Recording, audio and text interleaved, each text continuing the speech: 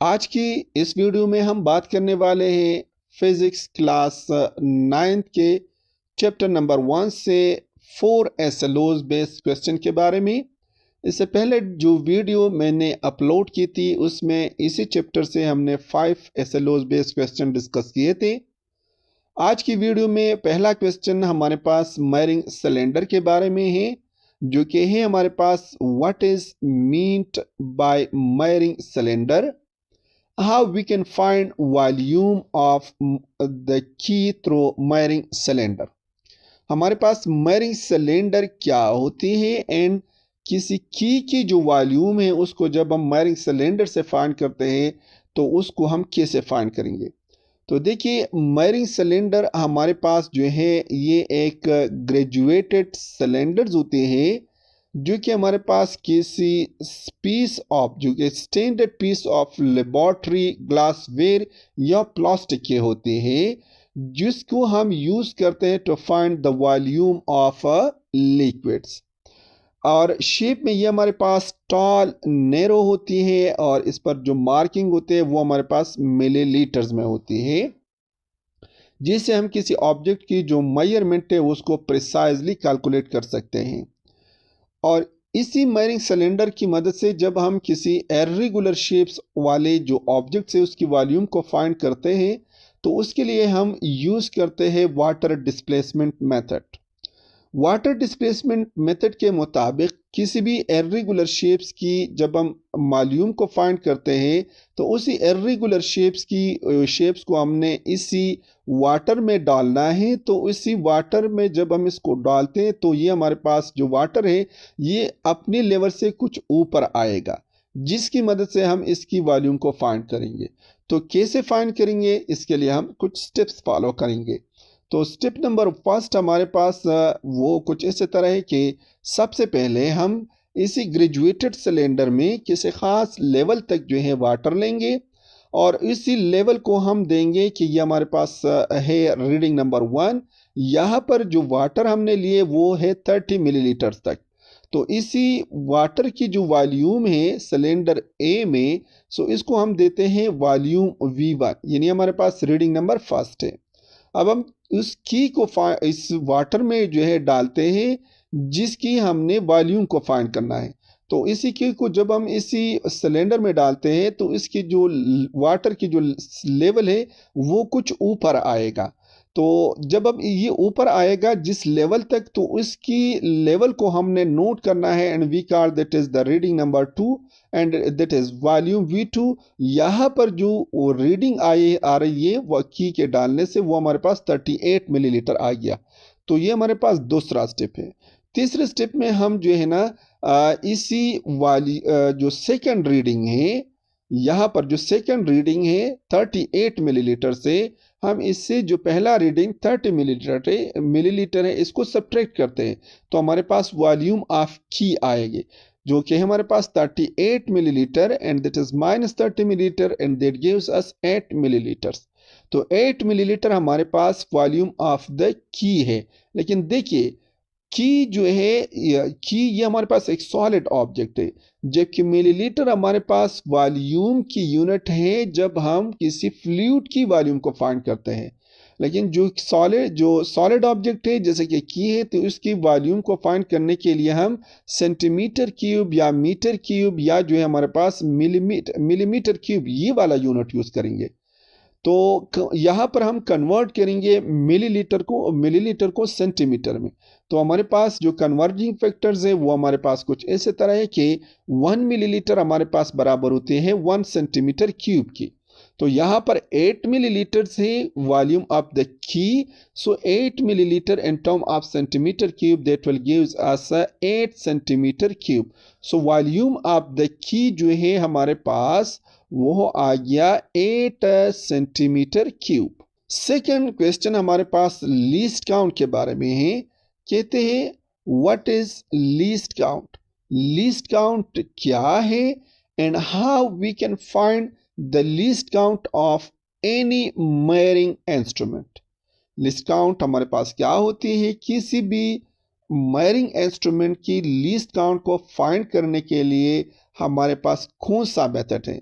तो देखिए least count हमारे पास स्मॉलेस्ट मेजरमेंट होते हैं that can be accurately taken with a measuring instrument, यानी किसी भी मेजरिंग इंस्ट्रूमेंट पर हमारे पास वो स्मॉलेस्ट मेजर्ड वैल्यूज होती है जो हम इसी इंस्ट्रूमेंट की मदद से जो है मेजर कर सकते हैं। यहाँ पर जो values of the main scale division है, तो यहाँ से यहाँ तक हमारे पास जो मेन स्केल की जो रीडिंग है वो हमारे पास 1 सेंटीमीटर है, एंड इसको हमने मजीद जो है ना 10 डिविजन्स में यानी 10 पार्ट में डिवाइड किया गया है। डिवाइड क्या है, so this is 1 centimetre divided by 10, so that gives us 0.1 centimetre और दैट इज 1 मिलीमीटर। तो ये हमारे पास इसका हो गया लीस्ट काउंट। इसी तरह अगर मैं यहाँ पर एक दूसरा एग्जांपल लूँ स्टॉप वॉच की, तो स्टॉप वॉच में हमारे पास यहाँ पर है 12 और यहाँ पर 3, यहाँ पर हमारे पास है 6, इसी तरह 9 और फिर 1 2 3 इसी तरह है। अब अगर इसी 12 एंड 1 के बीच अगर हमारे पास 10 पार्ट हो या 100 पार्ट हो तो हम उसको कहेंगे नंबर ऑफ डिवीजन। तो यहाँ पर ये स्टॉप वॉच जो है इसकी जो मेन स्केल रीडिंग है वो हमारे पास होगी 1 सेकंड, और इसी 1 सेकंड को हमने मजीद डिवाइड किया गया है 100 पार्ट में। सो इसी 1 सेकंड को हम 100 या 10 या जो जितने भी डिवीजन होंगे उस पर डिवाइड करेंगे, तो उससे हमारे पास इसी स्टॉप वॉच की जो है वो लिस्ट काउंट आएगा। तो लिस्ट काउंट को फाइंड करने के लिए जो जनरल फार्मूला है वो हमारे पास है value of the main scale division divided by the total number of division. जो क्वेश्चन नंबर 2 जीरो एरर से है, तो जीरो एरर से रिलेटेड हमारे पास जो सिलेबस बेस्ड क्वेश्चन है वो कुछ ये है, कुछ इसी तरह है कि what is meant by zero error. Zero error का क्या मतलब होते हैं, तो देखिए in the world of measurement zero error हमारे पास होती है a type of systematic error, and जो कि हमारे पास आकर होती है जब हमारे पास किसी इंस्ट्रूमेंट की जो रीडिंग है वो एग्जैक्टली जीरो से स्टार्ट ना हो तो हमारे पास जीरो एरर आएगा। जैसे कि यहाँ पर मैंने एक स्टॉप वॉच को दिखाया है।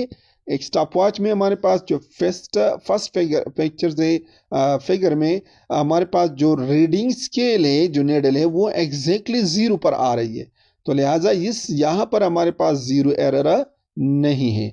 लेकिन हमारे पास अगर ये स्केल इसी जीरो से आगे या पीछे हो तो फिर हमारे पास जीरो एरर होगी। अगर इस यही स्केल जीरो से कुछ आगे यानी राइट साइड में हो, जैसे कि यहाँ पर है जीरो हमारे पास इसी पॉइंट पर है, जबकि जो स्केल है इनिशियल टाइम में वो इसी पोजीशन पर है, तो यहाँ पर हमारे पास आएगी zero error, and we call this zero error as positive error, positive zero error. इसी तरह हमारे पास दूसरी जो तीसरा फिगर है इसमें हमारे पास जो नेडल से वो स्टार्टिंग पोजीशन पर जो है वो एट द स्टार्ट वो जीरो पर नहीं है, वो है जीरो से कुछ पीछे किसी वैल्यू पर है, तो जब यानी लेफ्ट साइड में है जीरो से, तो यहाँ पर जो जीरो एरर है इसको हम कहेंगे नेगेटिव एरर। तो zero positive error and negative error के दौरान जब हम फाइनल रिजल्ट को लेंगे तो हम पॉजिटिव एरर के केस में फाइनल रीडिंग जो है वो हो जो है जो जीरो एरर है हम उसको फाइनल रीडिंग से सब्ट्रैक्ट करेंगे, जबकि हमारे पास नेगेटिव एरर के केस में जीरो एरर जो है उसको हम फाइनल रीडिंग के साथ जो है ऐड करते हैं। और जब भी हमारे पास कोई भी मेजरिंग इंस्ट्रूमेंट हो तो उसकी जब हम ज़ीरो एरर को चेक करते हैं तो उसके जो जॉस है उसको क्लोज करते हैं ताकि उन दोनों जॉस की जो ज़ीरो हुए एग्जैक्टली मैच हो रही है कि नहीं। अगर एग्जैक्टली वो ज़ीरो एक दूसरे के पास जो है ना उसके ज़ीरो एग्जैक्टली मैच हो रही है, जैसे कि यहाँ पर हमारे पास लेट सपोज हमारे पास 1 स्केल है, ये हमारे पास सेकंड स्केल है, अगर इस स्केल का जीरो और इस स्केल का जीरो बिल्कुल एग्जैक्टली एक ही लाइन पर आ रही है तो यहाँ पर हमारे पास जीरो एरर नहीं होगी। अगर यही जीरो एरर कुछ आगे या पीछे आ रही हो तो हमारे पास फिर जीरो एरर होगी। 4 क्वेश्चन हमारे पास राउंडिंग ऑफ नंबर से रिलेटेड है जो कि है कुछ ऐसे तरह how rounding off number as related to least count, यानी least count and rounding off number जो है ये एक दूसरे के साथ कैसे रिलेटेड है। तो देखिए rounding off numbers and least count, ये हमारे पास एक काइन की दो साइड्स होती हैं. In the language of science, you cannot claim a measurement which will be more precise than the tool you use to measure it. यानी अगर किसी ऑब्जेक्ट की हम मेजरमेंट करते हैं किसी इंस्ट्रूमेंट से, तो उसी मेजरमेंट की वैल्यू उस इंस्ट्रूमेंट से कम नहीं आ सकता, या तो उसके बराबर आएगी या उससे ज़्यादा आएगी. तो और ये जो राउंडिंग ऑफ और जो लीस्ट काउंट है, ये एक्चुअली हमें दे रही है limit of certainty. Limit of certainty का मतलब है कि हमारे पास जो मेजर वैल्यूज है वो कितने डेसिमल प्लेसेस तक जाएगी.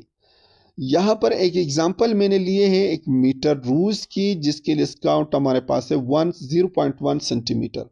तो इसी मीटर रूस की मदद से जब भी हम मेजरमेंट करेंगे तो हमारे पास इसकी जो मेजर्ड वैल्यूज है वो हो 1 डेसिमल प्लेसेस से आगे नहीं जाएगा. जैसे कि पर यहाँ पर मैंने मार्क किया है कि अगर इसी रूलर की मदद से हमारे पास मेजरमेंट आएगी 5.427 centimetre, so that will be the incorrect, क्योंकि लिस्ट काउंट में हमारे पास जो डेसिमल प्लेसेस है वो 1 तक है, जबकि यहाँ पर डेसिमल प्लेसेस हमारे पास 3 तक है. सो लिहाजा that will be the incorrect measurement by using this meter rules. Correct reading हमारे पास क्या होगी कि हमारे पास जो मेजरमेंट है that will be up to 1 decimal places, that will be 5.4. So 5.4 centimetre. तो बाकी जो नंबर्स हैं यानी 27, इसको हम इसकी राउंडिंग ऑफ नंबर्स करते हैं, इसको राउंड करते हैं. सो लिहाजा rounding off number and least count, यानी नंबर ऑफ जो नंबर्स को जब हम राउंडिंग ऑफ करते हैं तो उसको हम लीस्ट काउंट को देखते हुए करेंगे. ऐसा नहीं है कि अगर हम लीस्ट काउंट से को ना देखते हुए राउंडिंग ऑफ नंबर्स परफॉर्म करें तो हमारे पास जो मेजरमेंट है वो हमारे पास होगी less precise. So rounding is vital when multiplying or dividing, calculating the values. So recorded data must be reflect the instrument least count. मतलब जो हमारे पास जो फाइनल रिजल्ट है मल्टीप्लिकेशन और डिवीजन में, तो वो डिवीजन एंड मल्टीप्लिकेशन की वजह से हमारे पास जो फाइनल रिजल्ट आएगा तो उसमें नंबर ऑफ डेसिमल प्लेसेस जो है वो लीस्ट काउंट से ज़्यादा ना होगी. So these are the questions from the chapter number 1 of class 9 students. Next video में हम सेकंड चैप्टर से SLOs बेस्ड क्वेश्चन डिस्कस करेंगे.